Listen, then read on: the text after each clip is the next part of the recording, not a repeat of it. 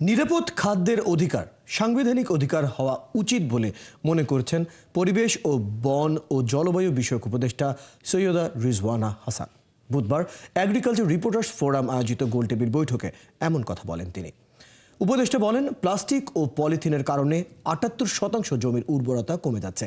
কৃষি উৎপাদনের কাজ সহজ করতে জৈব কৃষি নীতিমালা, অর্গানিক ফার্মিং সহ নিরাপদ পদ্ধতিতে খাদ্য উৎপাদনের উপর জোর দিতে আন্তঃমন্ত্রণালয়ের সমন্বয় বাড়ানোর উপর গুরুত্ব দেন তিনি। শিল্পের প্রয়োজনে নদীর ধ্বংস হয় এমন কোনো প্রকল্প সরকার উৎসাহ দেবে না জানিয়ে উপদেষ্টা বলেন, নদী বা খাল উদ্ধার করে উদ্ধারকৃত জমিতে বিভিন্ন মশলা জাতীয় পণ্য উৎপাদন করলে সংকট কমবে।